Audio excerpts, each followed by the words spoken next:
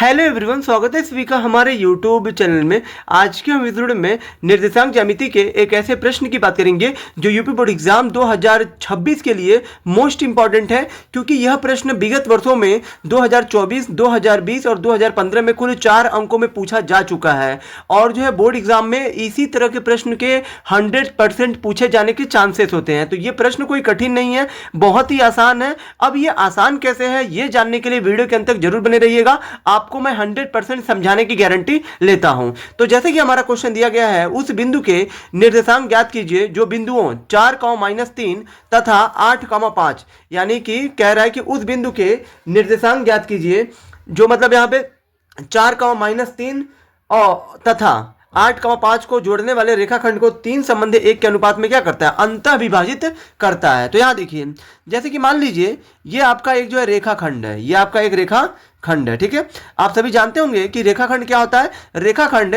रेखाखंड एक जो है रेखा, यानी कि एक जो है लाइन का, किसी भी लाइन का जो एक छोटा हिस्सा होता है उसी को हम लोग रेखाखंड कहते हैं। रेखाखंड की पहचान क्या होती है कि उसके जो दोनों तरफ अंत बिंदु होते हैं, मतलब ये जो दोनों तरफ से बढ़ नहीं सकता है, ठीक है। अब मान लीजिए यहाँ पे एक बिंदु है, ये वाला मान लीजिए ये जो है बिंदु आपका इस वाले सिरे पे है, इस वाले किनारे पे है, सिरे पे है 4, 3, और ये वाला जो बिंदु है वो वाला आपका यहाँ पे है, ठीक है, 8, 5। अब देखिए यहाँ पे क्या रहा है कि इन दोनों को जोड़ने वाला, मान लीजिए इसको हमने जो है इस बिंदु से हमने जो इस बिंदु को यहाँ से हमने क्या कर दिया, जोड़ दिया। अब कह रहा है कि इन दोनों बिंदुओं को जोड़ने वाले रेखाखंड को, अब यहाँ पे देखिए जो ये आपका 4, 3 है और ये 8, 5 है ना, इस जो है रेखाखंड को क्या कर रहा है, यहाँ पे कोई यहाँ पे इन दोनों के बीच में ऐसा एक बिंदु है जो मतलब इन दोनों को 3 संबंधी 1 के अनुपात में क्या कर रहा है, विभाजित का मतलब होता है बांट रहा है। जैसे कि मान लीजिए कि यहाँ पे वो बिंदु हम लोग ये मान सकते हैं कि वो बिंदु, मान लीजिए यहाँ पे हमें नहीं पता तो हमने क्या मान लिया, P मान लिया, और जो ये दोनों दिए हैं इसको आप मान लीजिए AB, ठीक है।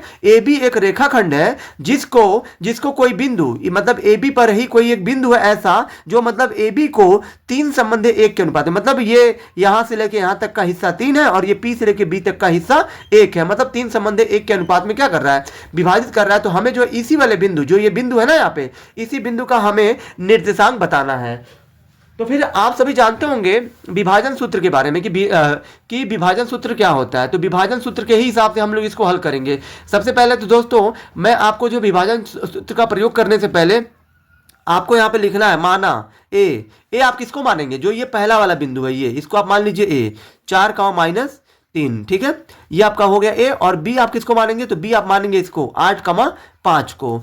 और यहाँ पे ये जो पी है ना, पी हमें नहीं पता है, ठीक है, तो यहाँ पे पी को भी आपको जो मानना पड़ेगा। अब सबसे पहले तो जो ये आपका अनुपात दिया है ना, अनुपात को हम लोग M1 संबंधे M2 से भी क्या करते हैं, दर्शाते हैं। और कहीं कहीं पे इसको जो है M1 संबंधे सॉरी M संबंधे N के रूप में भी लिखते हैं, लेकिन मैं यहाँ पे M1 M2 के रूप में लिख रहा हूं। अनुपात को क्या दिया, अनुपात दिया है 3 संबंधे 1। अब यहाँ पे आपको लिखना है, चूंकि माना वह बिंदु P, यानी कि Px, y है जो मतलब जो AB को 3 संबंधे 1 के रूप में क्या करता है, अंतः विभाजित करता है।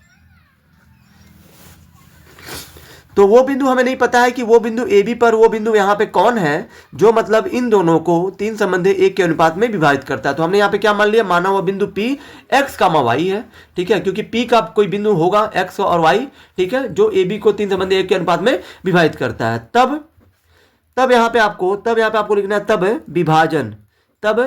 विभाजन सॉरी, यहाँ पे आपका ये हो जाएगा तब विभाजन सूत्र से। आप सभी जानते होंगे विभाजन सूत्र P x, y बराबर क्या होता है आपका mx प्लस mx बटे में m प्लस m। यहाँ पे आपको क्या करना है, यहाँ पे आपको 12 लिखना है, 12 ये 12 और यहाँ पे लिख देना 21 और नीचे रहेगा आपका 12। फिर कामा आपको लिखना है my प्लस my लिखना है और बटे में m प्लस m लिख देना है, ठीक है। यहाँ पे भी आपको वही करना है, 12, 21 और नीचे कर दीजिए 12, ठीक है। अब यहाँ देखिए M1 का मान क्या दिया है आपका प्रश्न में, तो यहाँ देखिए जो ये आपका अनुपात दिया है ना, M1 का मान ये आपका 3 हो जाएगा, तो 3 रखिए गुणे x2 का मान हाँ, एक चीज़ मैं आपको बताना भूल गया कि यहाँ पे आपको जो है और भी चीज़ें चाहिए। आपको जो है x1 चाहिए, फिर आपको y1 चाहिए, फिर आपको x2 चाहिए, फिर आपको y2 चाहिए। ये जो x1 y1 x2 y2 ये आपको इन्हीं दोनों बिंदुओं से लेना है, a और b से ही लेना है। तो a से ये आपका पहला ही 4 क्या हो जाएगा x1, ठीक है 4 हो गया, कॉमा x1 के बाद आपका होता है y1 -3, फिर यहाँ पे x2 आपको लेना है इससे b से 8 हो गया, और जो y2 भी आपको b से ही लेना है। x2 के बाद y2 होता है यहाँ पे हो जाएगा 5, ठीक है।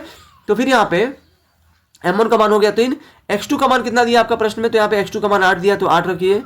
फिर यहाँ पे प्लस m2 का मान कितना दिया है, तो m2 का मान आपके प्रश्न में दिया होगा 1 तो 1 रखिए, गुड़े x1 का मान कितना दिया है, तो x1 का मान आपका दिया है 4 तो 4 रखिए, और बटे में m1 प्लस m2, मतलब m1 का मान यहाँ पे दिया है 3 और प्लस m2 का मान दिया है 1, ठीक है, कॉमा फिर यहाँ पे m1 का मान कितना दिया है, m1 का मान 3 गुड़े y2 का मान कितना दिया, तो y2 का मान यहाँ पे आपका 5 दिया तो 5 रखिए, प्लस फिर यहाँ पे m2 का मान कितना दिया, तो m2 का मान यहाँ पे देखिए, ये जो m2 है ये वाला, ये m2 है और ये वाला y1 का, तो m2 का मान हो जाएगा 1, फिर गुड़े y1 का मान कितना हो जाएगा, तो y1 का मान हो जाएगा आपका -3, तो -3 रखिए, बटे में m1 प्लस m2 यानी कि 3 + 1 हो जाएगा। अब ये 8 तरीके कितना हो जाएगा 24 प्लस 4 एकम कितना हो जाएगा 4, और 3 और 4 सॉरी 3 1 हो गया 4, फिर कामा 5 तिहाई कितना हो गया 15, प्लस माइनस क्या होता है -1 तिहाई कितना हो गया 3, बटे में 3 कितना हो गया 4।